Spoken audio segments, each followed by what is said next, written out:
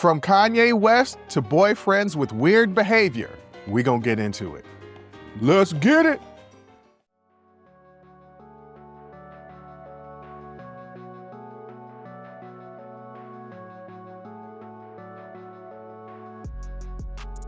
Welcome.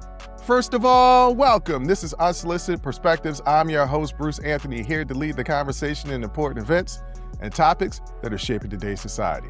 Join the conversation and follow us wherever you get your audio podcasts. Subscribe to our YouTube channel for our video podcasts, YouTube exclusive content, and our YouTube membership. Rate, review, like, comment, share. Share with your friends, share with your family, hell, even share with your enemies. On today's episode, is your millennial nostalgia fake? Is public apology ever enough? And is your boyfriend hygiene a deal breaker? But that's enough of the intro. Let's get to the show.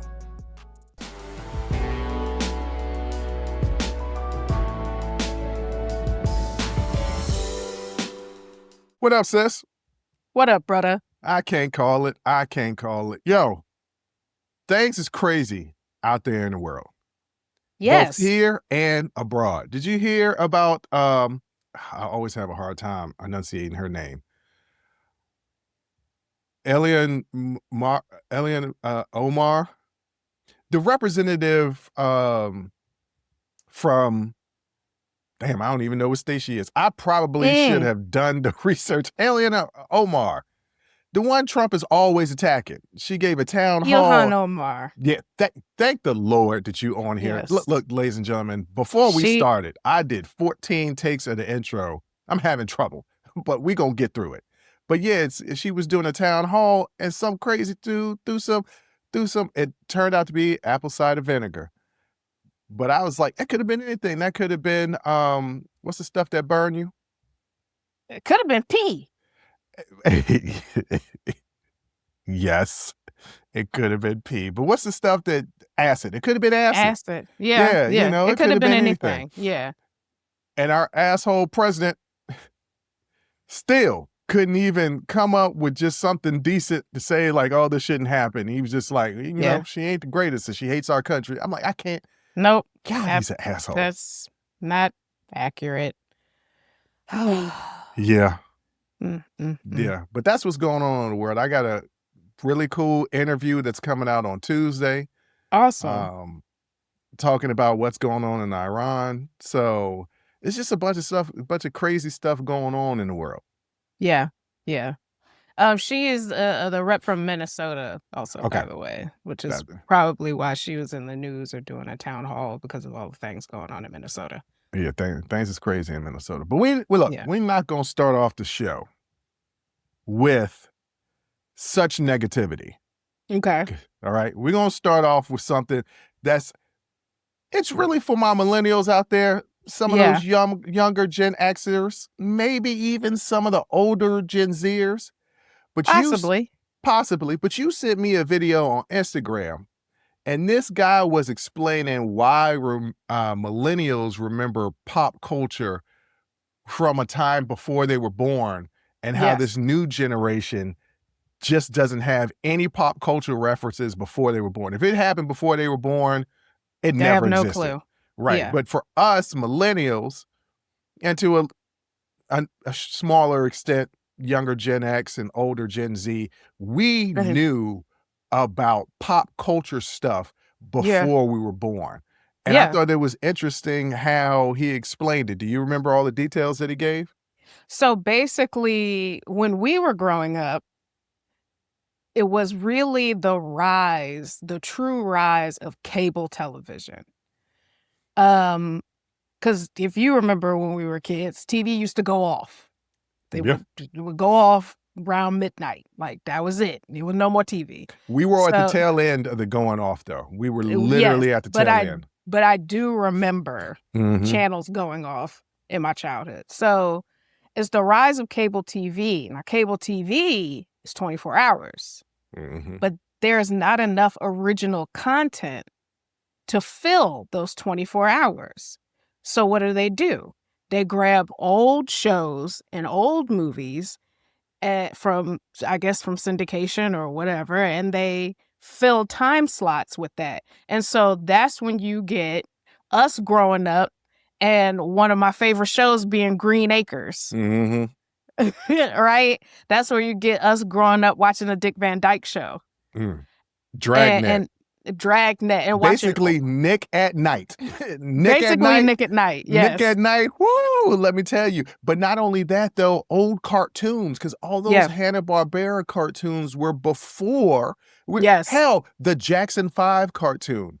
A lot of people didn't know there was a Jackson 5 cartoon. Yes. Well, some of these Gen Z people don't even know who Jackson 5 is. But Gen Alpha definitely don't. They barely know who Michael Jackson is. They got a fake kind of idea of him. But we had all these things. It was being shown to us. Yes. And so we're watching old movies. Like we have the channel Turner Classic Movies, right? And we're watching old movies. We're watching old television shows. And so that's how, and also this is something he didn't bring up, but I thought about those compilation CDs that they used to sell, where it'd be like all the hits from and it'd just be like all these old songs that they're not hits from today. No. Like, but it would be called Love in the 50s or something like that. And it would be a bunch of old love songs from the 50s and these compilation CDs, and they would be like, what's those commercials with like the shopping commercials where it's like QVC? Not the Home Shopping Network. It was like little programs where they're like trying to sell you a product. Basically. Infomercials. Yes. Yeah. It was that. And so we would have a bunch of old music coming into it, and you would hear something and you'd be like, I wonder if they play that in the oldie station on the radio. Because back then there was no Spotify or Apple Music. We had to wait for it to come on the radio station until LimeWire and Napster came around. And Kazaa. Don't forget about Kazaa. And Kazaa, yes. And so what he was saying is that by the time you get to Gen Z, there's a lot more original content. So they don't need to fill time with older shows. So a lot of them, unless they catch it streaming, don't know really any of the TV shows from the 90s. Yes, this is true.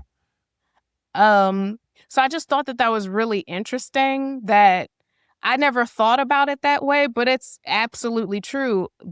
Some of my favorite shows growing up as a kid were shows that were 20, 30 years old, sometimes older. Like they were in black and white, but they were some of my favorite shows. So I just thought that was interesting of why we have this reverence and understanding and knowledge of stuff that came before us.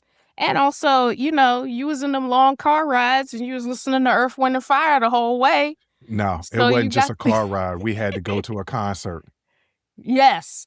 You had to go to a concert. You had to sit through it. You had, where I feel like maybe, I don't know so much millennial parents, because I feel like millennial parents are really good at like playing old school stuff, or what's considered old school. This is what I know for sure, because there is a correlation with entertainment, not just TVs and movies, of the younger people not understanding stuff behind them. And also the point that he made was, in today's society, things move so fast. Like you get something that's hot.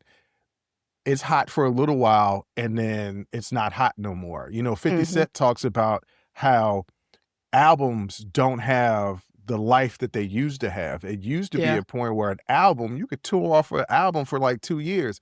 Now it gets to a point where they're not even putting out full albums really like that. Not really. It's a lot of EPs. Like, what are they, EPs?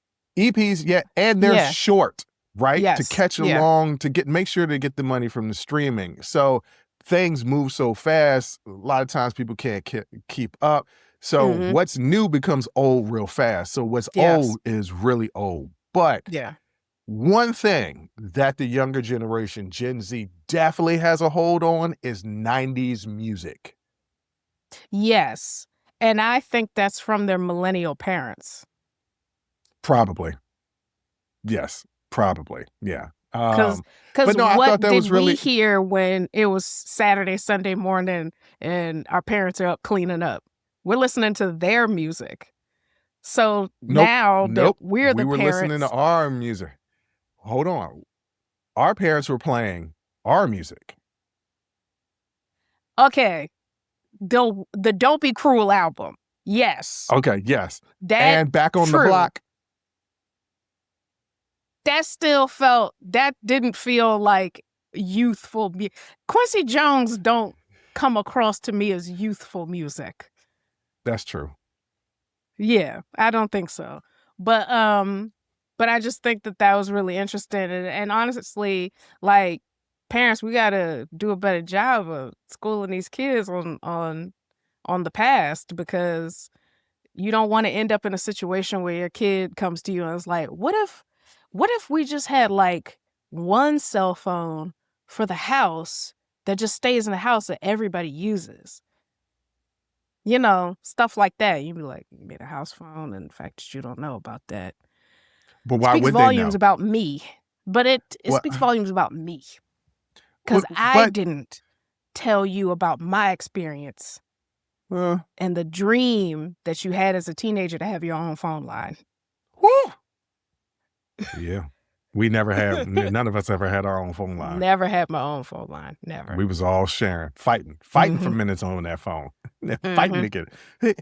Hey, I need that. And when internet came in, no, if something happened in my algorithm where there was a bunch of reels that were showing me just like now 90s nostalgia. And I had this interesting, because I was born in 1980, I was a little kid in the 80s. But at the beginning of 1990, I was still on the cusp of a little kid preteen. Yeah. But then by the end of the 90s, I'm fully in college. So there's a part of me that definitely was an 80s kid and definitely was a 90s kid. So when they do these, taking it back to the 80s and the 90s, it's like, oh, wow. Yeah, I remember that. Yeah, I remember this. Yeah, I remember that. Yeah. I because I'm on that border between Gen X and Millennials, I actually think that's the best generation, because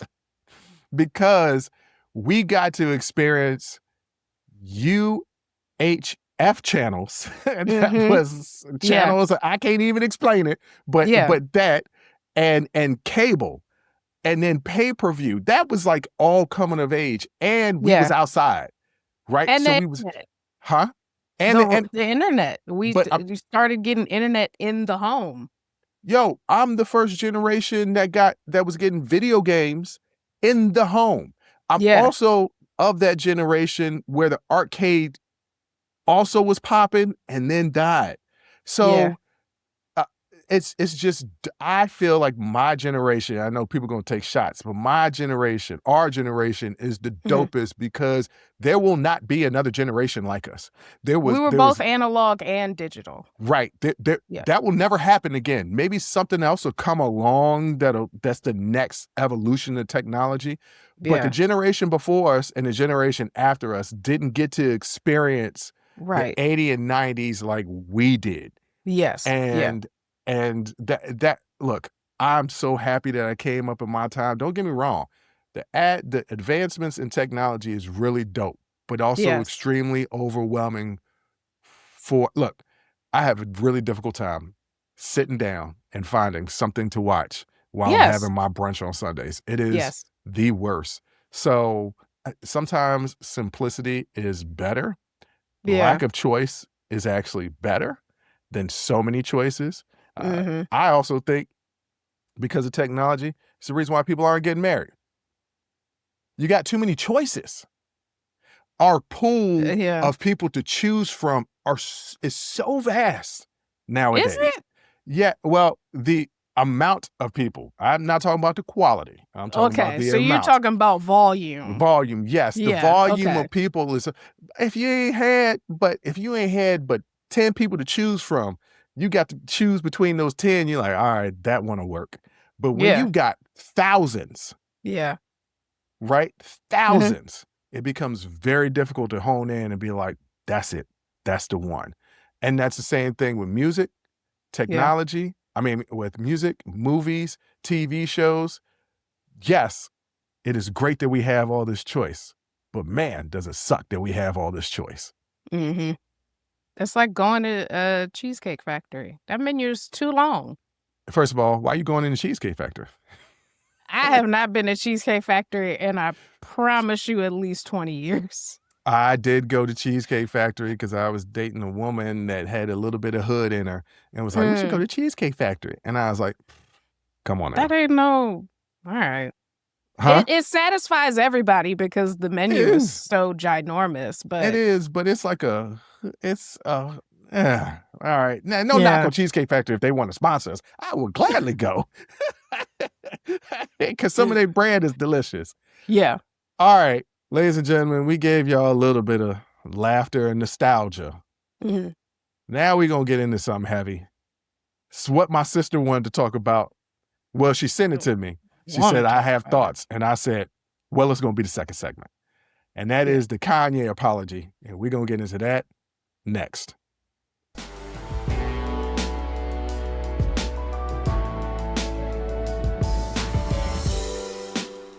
All right, ladies and gentlemen, Kanye came out with a statement in the Wall Street Journal, and it's an apology. And I'm going to read the entire statement. So bear with me because my lisp has been extra lispy today. So I don't know how this is going to work because my sister had thoughts, and damn it, I kind of know what her thoughts are, and I want to give my own thoughts. So here is the statement. To those I've hurt. 25 years ago, I was in a car accident that broke my jaw and caused injury to the right frontal lobe of my brain. At the time, the focus was on visible damage, the fracture, the swelling, and the immediate physical trauma. The deeper injury, the one inside my skull, went unnoticed. Comprehensive scans were not done, neurological exams were limited, and the possibility of a frontal lobe injury was never raised. It wasn't properly diagnosed until 2023. That medical oversight caused serious damage to my mental health and led to my bipolar type 1 diagnosis. Bipolar disorder comes with its own defense system, denial. When you're manic, you don't think you're sick. You think everyone else is overreacting. You feel like you're seeing the world more clearly than ever, when in reality, you're losing grip entirely. Once people label you as crazy, you feel as if you cannot contribute anything meaningful to the world. It's easy for people to joke and laugh it off, when in fact, this is the very serious, debilitating disease you can die from. According to the World Health Organization and Cambridge University, people with bipolar disorder have a life expectancy that is shortened by 10 to 15 years on average, and a 2 to 3 times higher all-cause mortality rate than the general population. This is on par with severe heart disease, type 1 diabetes, HIV, and cancer, all lethal and fatal if left untreated. The scariest thing about this disorder is how pervasive it is when it tells you you don't need help. It makes you blind, but convinced that you have insight. You feel powerful, certain, unstoppable. I lost touch with reality. Things got worse the longer I ignored the problem. I said and did things I deeply regret. Some of the people I loved the most, I treated the worst. You endured fear, confusion, humiliation, and the exhaustion of trying to have someone who was, at times, unrecognizable. Looking back, I became detached from my true self. In that fractured state, I gravitated toward the most destructive symbol I could find, the swastika, and even sold t-shirts bearing it. One of the difficult aspects of having bipolar type 1 are the disconnected moments, many of which I still cannot recall, that led to poor judgment and reckless behavior that often feels like an out-of-body experience. I regret and deeply mortified by my actions in that state, and I am committed to accountability, treatment, and meaningful change. It does not excuse what I did. I am not a Nazi or an anti-Semite. I love Jewish people. To the Black community, which held me down through all the highs and lows and the darkest times, the Black community is unquestionably the foundation of who I am. I am so sorry to have let you down. I love us. In early 2025, I fell into a 4-month-long manic episode of psychotic, paranoid, and impulsive behavior that destroyed my life. As the situation became increasingly unsustainable, there were times I didn't want to be here anymore. Having bipolar disorder is a notable state of constant mental illness. When you get into the manic episode, you are ill at that point. When you are not in an episode, you are completely normal. And that's when the wreckage from the illness hits the hardest. Hitting rock bottom a few months ago, my wife encouraged me to finally get help. I have found comfort in Reddit forums of all places. Different people speak of being manic or depressive episodes of similar nature. I read these stories and realize that I was not alone. It's not just me who ruins their entire life once a year despite taking meds every day and being told by the so-called best doctors in the world that I am not bipolar but merely experiencing symptoms of autism. My words as a leader in my community have global impact and influence. In my mania, I lost complete sight of that. As I found my new baseline and new center through an effective regime of medication, therapy, exercise, and clean living, I have found newfound, much-needed clarity. And I am pouring my energy into positive, meaningful art, music, clothing, design, and other new ideas to help the world. I'm not asking for sympathy or a free pass. Though I aspire to earn your forgiveness, I write today simply to ask for your patience and understanding as I find my way home. With love, Ye. All right, Jay. Yeah. I'm gonna let you go with it. Yeah. So I think first to talk about this responsively, you have to start with what bipolar I actually is. Mm-hmm. So just a little note, I am not a mental health professional. So this is just my own research. I'm sure that there's probably nuance that I'm going to miss and I might phrase things incorrectly, so please have some grace. So bipolar I disorder is defined by at least one full manic episode. And so what I want to make clear is that mania is not creativity, it's not energy, it's not eccentricity. It is a medical state where mood becomes abnormally elevated or intensely irritable, energy increases dramatically, sleep becomes unnecessary, thoughts race, speech speeds up, judgment breaks down. In some cases, the person loses touch with reality through delusions and paranoia. And these episodes can last at least a week and sometimes require hospitalization. They can disrupt work, relationships, and a person's ability to function in the world. And so depression can come, because they talk about bipolars, that you're at both poles, right? So depression may come before or after, but really it's the mania that defines the disorder. So the causes of bipolar I are not fully understood, but researchers believe it's a combination of genetics, brain chemistry, environmental stress, and life events. So traumatic brain injuries, which is what I'm assuming that Kanye is implying he sustained in his 2002 car accident, um, are considered a risk factor for mood disorders. It can disrupt the brain networks involved in emotional regulation and sometimes lead to what clinicians call secondary mania, which can resemble bipolar symptoms, but it's not the same as primary bipolar disorder. So most people with bipolar disorder have never had a TBI, a traumatic brain injury. And most people with a TBI will never develop bipolar symptoms. So that distinction matters. And I go through all of that context, one, because I think it's important when we talk about what he wrote here. When someone is manic, they can appear confident, charismatic, convinced they're seeing the world more clearly than everyone else. They may feel powerful, certain, unstoppable. They may make impulsive decisions, say reckless things, and sincerely believe they're right while losing their grip on reality. So I wanted to talk about, give a little timeline to also give some context to this. Okay. So the car accident Kanye was in 2002. That's where he claimed there was neurological damage that went untreated. Reporting from Rolling Stone indicates as far back as 2003, he was already bringing up Nazis and Hitler in conversations. In 2016, he was formally diagnosed with bipolar disorder. That same year, he publicly defended Bill Cosby amid dozens of sexual assault allegations.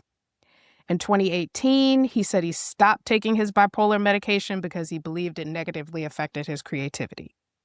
So he's known he's been bipolar for quite some time, and he chose to stop treatment in 2018.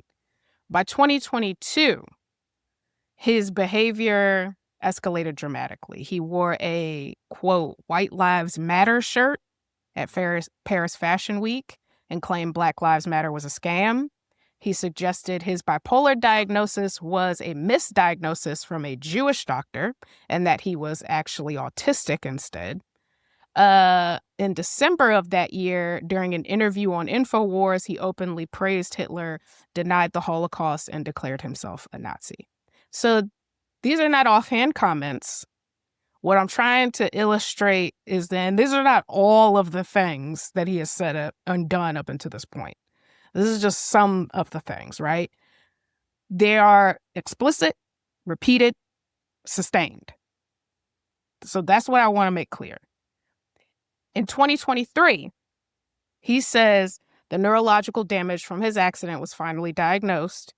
In early 2025, he describes entering a 4-month manic episode. During this time, he posted extended anti-Semitic tirades on social media, sold merchandise featuring swastikas, ran a Super Bowl ad that directed viewers to a site selling Nazi symbolism, released songs referencing Hitler, wore KKK-inspired clothing, collaborated with known white supremacists, and used Nazi imagery in album art and branding. He apologized, then reversed course, then apologized again, then doubled down again. And then later in 2025, he had that meeting with an Orthodox rabbi. He expressed remorse. Some people saw that as meaningful. Others questioned whether it was just image repair, which I guess you can make that. You could probably make that same statement with this letter, right? So then he releases the letter. And in this letter, Kanye attributes much of his behavior to undiagnosed frontal lobe injury and bipolar I disorder. He describes mania as persuasive, sometimes that something that convinces you that you don't need help. He writes about, quote, disconnected moments he can't remember. He says that in a fractured state, he gravitated towards the swastika as the most destructive symbol he could find. And this is where this apology starts to become difficult to sit with. Okay. He never explained why that symbol. You gravitated toward the most destructive symbol you could find. Why? Why? Well, he does. Go ahead. He never directly apologizes to the Jewish community. He apologizes to the Black community, but he never directly apologizes in this letter to the Jewish community. He just says, I love Jewish people, and I'm not an anti-Semite. He emphasized... Go ahead. Okay, so I hear everything that you're saying. I hear everything you're saying. And you know me, gotta play devil's advocate. When I saw the headline for the apology, I said, let me read this thing. As I'm reading it, I'm like, okay, a lot of this makes sense. I literally last week talked about how people were acting during the snowstorm, running and buying up all the milk and eggs and bread, right? And it's because there's an overload of our prefrontal cortex that makes us rational and gives us rational sense. It becomes overloaded and you become irrational. And you make decisions that you wouldn't normally make because the thing that holds and controls the rational thought in your mind is gone. Right. You remember when they came out with those studies of all the football players, soccer players, boxers, professional wrestlers that somehow, some way, either were committing suicide or had complete personality changes or became violent. And they said there is a correlation between brain damage and these actions. One of my favorite wrestlers of all time, Chris Benoit, was a God-fearing man. He used to sit up there and read the Bible, and not one of these fake Christians.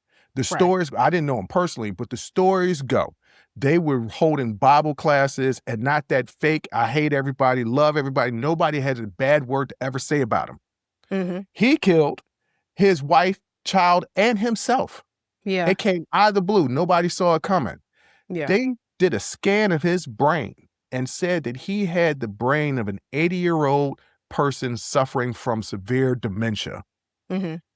So when Kanye says these things, and he says, well, this is the reason why I did that. You were like, why did he run to that symbol? He says it in the letter. He says you get to a point in these stages of mania where you're right and everybody else is wrong. And people call you crazy so that you become more emboldened to prove that you're not. And I'm like, oh, yes, there is a pattern to all his behavior. And you said 2003 was the first time he started talking about these symbols of white nationalism and anti-Semitism.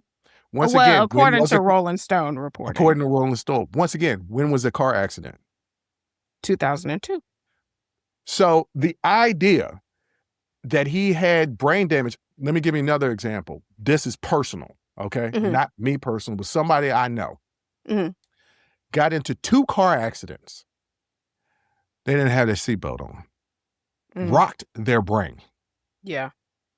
I know for a fact they had a concussion the first time. When I saw him the second time, I was like, I think you got a second concussion. This person was so messed up in the head, they literally peed themselves. And in a panic, when they were house sitting, put on somebody else's clothes, not thinking, not calling or asking, just putting on somebody else's clothes. And when they told me the story, because they got fired from this job, when they told me the story, I was like, what were you thinking? And they're like, I don't know. I was just in a panic. And I was like, I really think you need to do a neurological scan because your actions lately have been forgetful, have been all over the place. And I know this is not you as a person.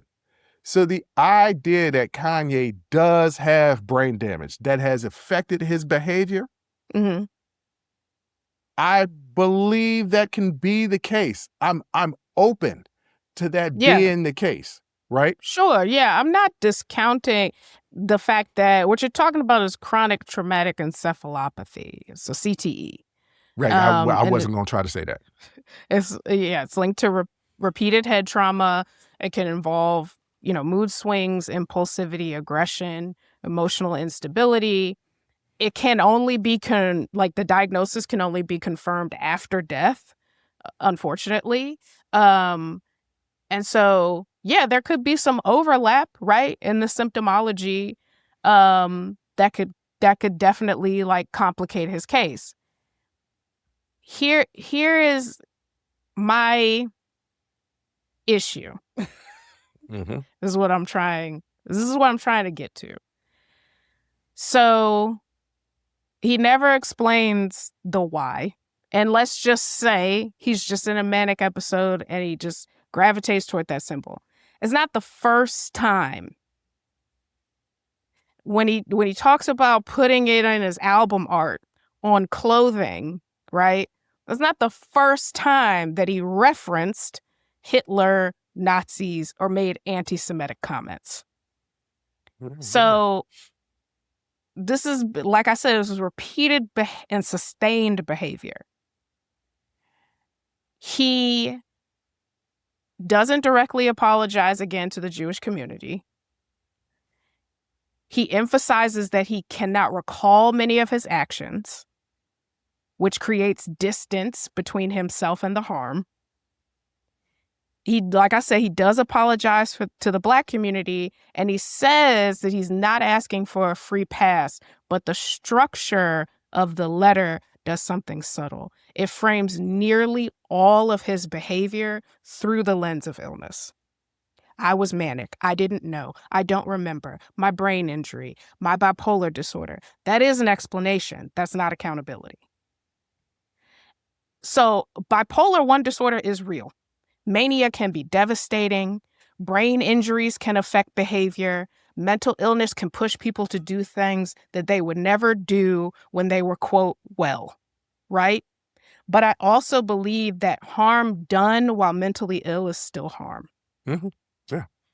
We can hold compassion for someone's illness and still require accountability for their actions. Those two things are not in conflict. So this letter, in my view, he says that he's committed to accountability, treatment, and meaningful change. This letter, in my view, is not the beginning of accountability. It's the beginning of an explanation. If he were truly committed to treatment and meaningful change and making amends, it's not going to show up in a statement. It will show up in years of consistent behavior and restitution and actively repairing the damage that his words amplified. I definitely believe that grace is possible, but grace is earned over time. It's not granted because of a diagnosis. Mental illness can explain behavior, but it does not erase the responsibility for it. And so that's the distinction that I wanted to highlight, that where I feel this entire conversation lives. Because to me, being accountable is saying, here's the explanation for my behavior. Here it is. But I'm going to own everything that I did and apologize deeply to everyone. And then I will have to just show you through my actions, the same way I showed you through my words and actions that I was unwell. Mm-hmm. I have to now show you through my words and actions, sustained, repeated, consistent behavior change. So I have mixed, not mixed emotions, but I'm holding space to be compassionate. Mm-hmm. But I'm also saying, don't phrase things in a way that creates distance between you and the harm you caused. It doesn't matter if you say you don't remember. This has been going on since 2003. It's 2026, and you're not existing in a vacuum. You're not alone on an island. People have been telling you something's going on for quite some time. You were diagnosed, and you chose to ignore that, ignore everyone else, and for some reason gravitate toward the most destructive and harmful behavior to several different communities that you could possibly find, including communities that you belong to. We don't just forget about that simply because you have a diagnosis. No, I mean, I absolutely agree. Look, you didn't say anything wrong. Nothing wrong. I 100% agree. When you pointed it out to me, it was, accountability is kind of lacking, and it's kind of like, I did this all because. Yes. And that's fine to explain I did this all because. The line that really hits me is when he says he's going to make changes, and his changes consist of art, music, clothing. Yeah. Not causes. Not better husband, better father. Yes. Right? Better citizen, better friend. Like, right? It's commodities. Mm-hmm. This is the things he could sell. So it also makes you think, okay, is this so you can get back the things you used to sell. Because now those things aren't selling, or you just had business, the rug pulled from under you. Well, you kicked the rug out. They just went and picked it up. Yeah. And took it with them. But like, yeah, I was with him, and then I was like, yeah, I get it. You losing me. And then when I did like just a deep dive into the timeline, I'm like, no, this has been a while. Now it's financially affecting you. But both things can be true. Yes. Right? Like all of this can be true. Yes. And you know me, and you call me on it all the time. Like people say sorry, and if it comes off as sincere, I'm like, okay. Yes. I just forgive. I give a lot of grace, sometimes way more than I should. I'm making space to give grace. I didn't say I gave it. Yeah. I'm giving space. This is a step. What's your next actions? Because that's going to determine if you get this grace or if you get this mace. Not literally, but you know, you know what I'm saying? I had to just come up with some rhyme real fast. But theoretically, yes, if you get this mace, because then I'm off. I've been off of you, even though he still makes good music. But I've been off of you. Yeah. Right? Been off of the things that you stand for. You want to bring me back? Don't sell me music. Don't sell me art. Don't sell me clothing. Sell me on the human being that you want to be. Yeah. And if that human being is a good person, I can give you grace. But this letter alone ain't gonna get the job done. But I've been talking to some people, and some people, not you, wanted to completely discredit the explanation and say, nah, he did that. And I'm like, no, brain injuries is real. Yes. And I've seen people, and bipolar is also real. I've been around people that are bipolar. And I'm like, oh my God, what the hell has happened? I think all Geminis are bipolar. That's a joke. Oh. That's a joke. But I've been around people who have been in that depressive and in that manic stage. And it is like, who am I around right now? What is going on? Yeah. And it makes decisions. They make decisions that you're just like, what the hell are you thinking right now? So my counterpoint was, the reasoning he's given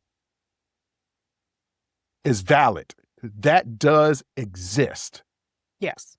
Is that the complete explanation? I don't know. I don't personally know him. I can't be the judge of that. I can only judge him from his actions here on out. Yeah. So we'll see, Kanye. We'll see. We'll see. That's all I can say is we will see. It's a good start though, sort of, kind of, almost. He tried. He tried.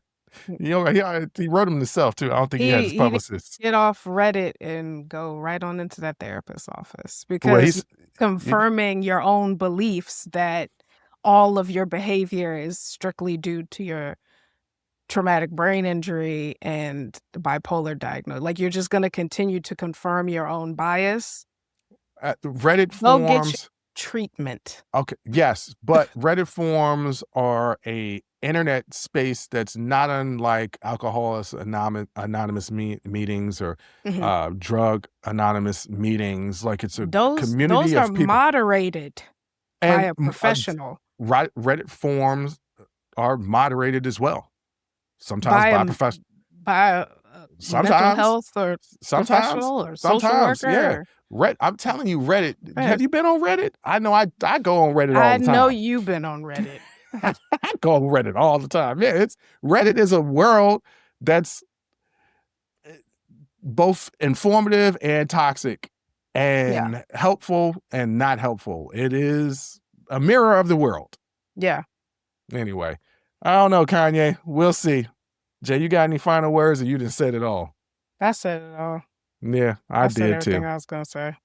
All right, now let's get to something other type of weird behavior.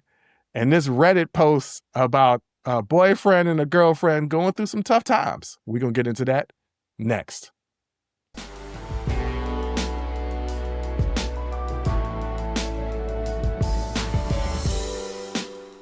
All right, Jay.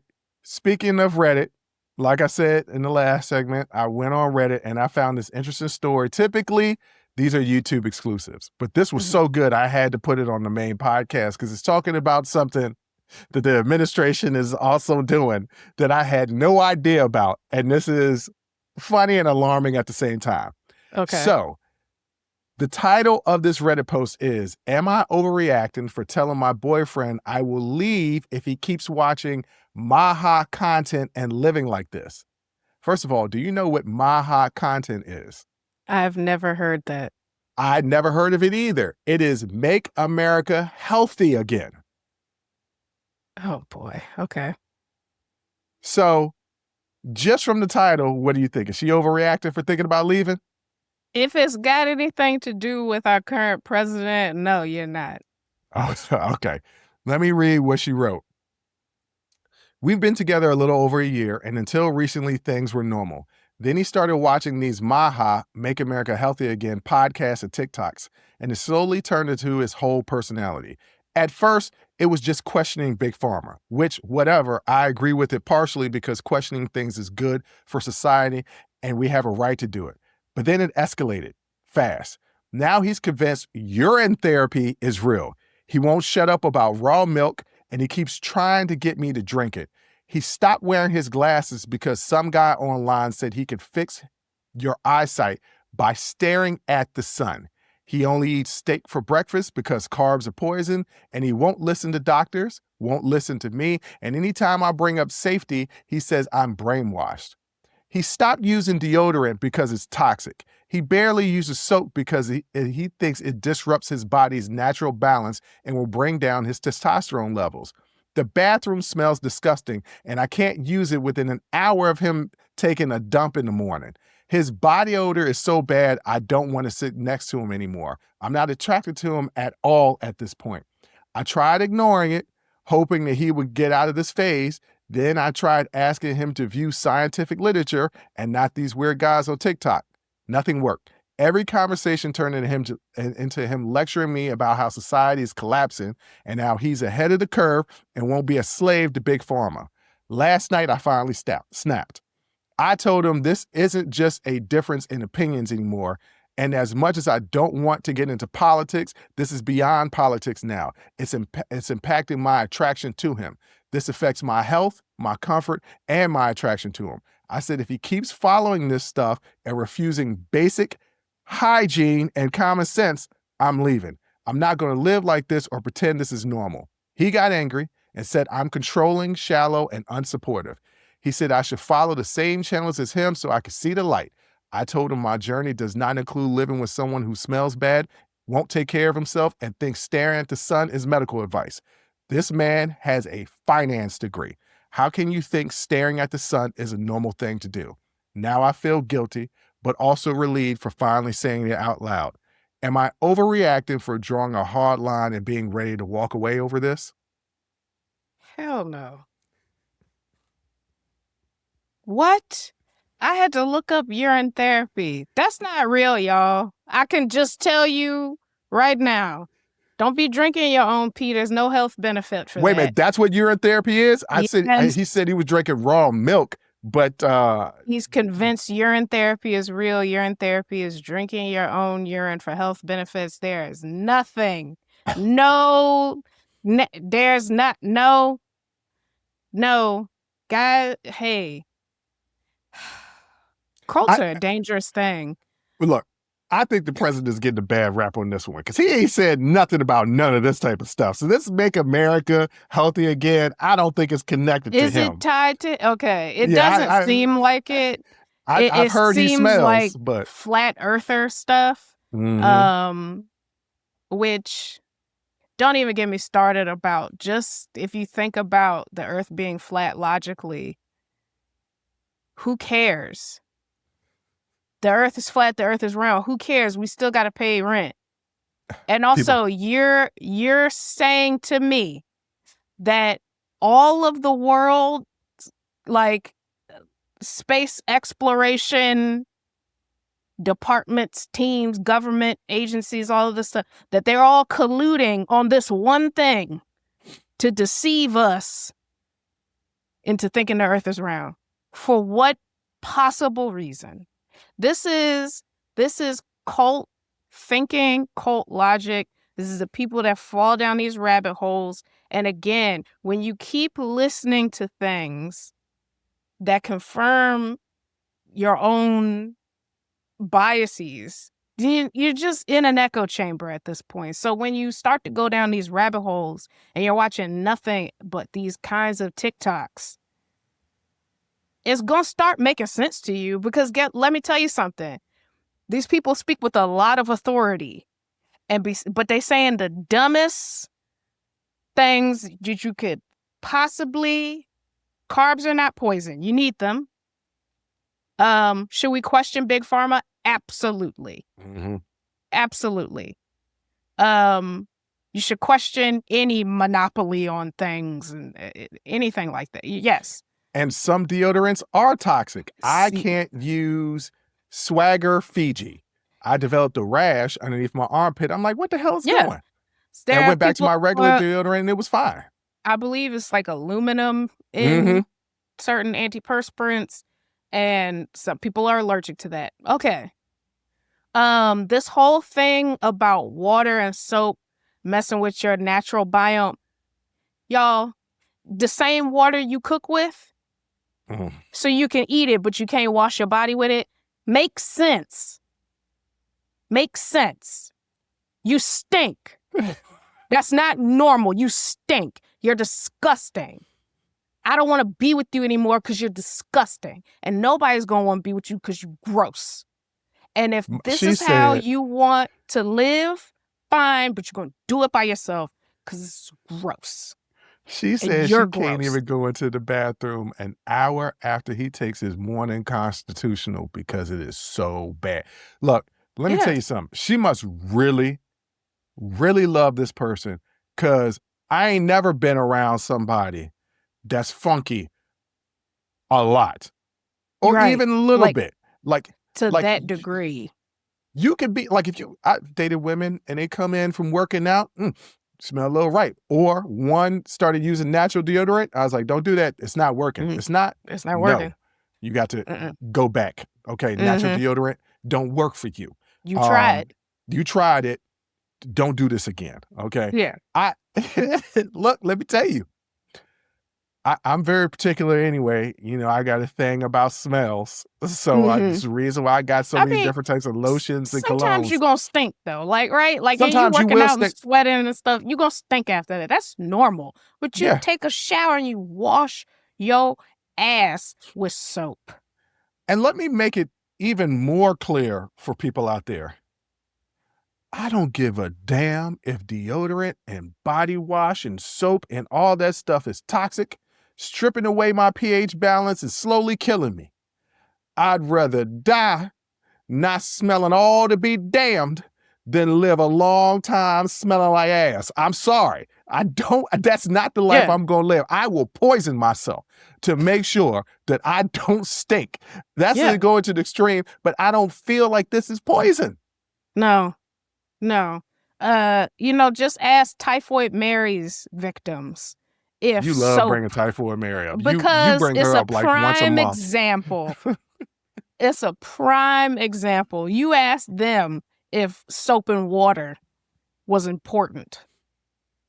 Okay, listen, y'all, get off of social media sometimes. Yeah. Get off of it. And this new thing where people are like drinking raw milk. There's a reason why you don't drink raw milk. There's a reason why they boil out all the poisonous stuff. There's a reason why we take vaccines, right? There's a reason for all of this stuff. Now, I'm also a person that doesn't believe, but I don't take the flu shot. I don't like when doctors automatically prescribe me antibiotics unless it's something that will only be cured from the antibiotic. I'm not taking it because... If it's a bacterial infection. Now, a lot of doctors will prescribe antibiotics for viral infections, and that's so they can get you out their office. Yeah. Stop taking them Z-Packs and you don't have a bacterial infection. I believe in strengthening my immune system. So unless it's something that cannot be, look, it ain't gonna get no better unless I take these antibiotics. Cool. Yeah. But if it's not really helping, I'm not taking it because it's weakening my immune system. I understand why people take the flu shot. And then people will say, well, I mean, why did you take the COVID shot? That's not the flu. It was different. I had the COVID shot, still got COVID, and it's the worst sickness I've ever had in my entire life. And I literally had mono and bronchitis at the same damn time. Yeah. And COVID was worse than that experience. Yeah. And I had that for 30 days. I had COVID for 2 days, and I would trade that 30 days for that 2 days any day. That COVID was the worst. Now, I had my flu shot and my COVID vaccine yesterday. Got one in one arm, one in the other. Because y'all not going to have me out here sniffling and sneezing. Well, and that's good for you. That's good for you. But that's my choice. Ma'am, are you overreacting? Hell to the no. A matter of fact, you underreacting. Thank you. When I can't go into the bathroom an hour after you done gone to a bathroom, not 5-10 minutes. It didn't air out for an hour. Yeah. You got to get the hell up out my house. And if I'm in your house, I need to get the hell up out your house. Yeah. Because the way I would have dumped a bucket of soapy water on you while you slept. Oh, I'd ruin the whole bed. Yeah. This would be a water bed by the time I'm done. Because you stink. I'm not getting in this bed. On my sheets? And you ain't washing properly? You know what's going to get him to start washing properly? What?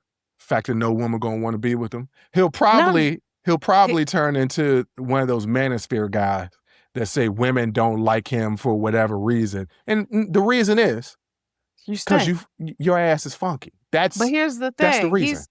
There are women in these rabbit holes too. He's just going to find a lot, and they'll have funky kids and perpetuate funk throughout the globe. Oh my God. Yeah, no, you're not overreacting. You're underreacting. No. You need to get the hell up out of there. But Jay, what do you want to tell these people before we get up out of here? Y'all got to just use more discernment. Right? Like, think things through logically. And I know that that's asking a lot of people who are irrational and illogical. But when confronted with the logic, you don't turn a blind eye to that. Use some discernment. Wash your ass. And on that note, ladies and gentlemen, I want to thank you for listening. I want to thank you for watching. And until next time, as always, I'll holla. Whew, that was a hell of a show. Thank you for rocking with us here on Unsolicited Perspectives with Bruce Anthony. Now, before you go, don't forget to follow, subscribe, like, comment, and share our podcast wherever you're listening or watching it to it. Pass it along to your friends. If you enjoy it, that means the people that you rock will enjoy it also. So share the wealth, share the knowledge, share the noise.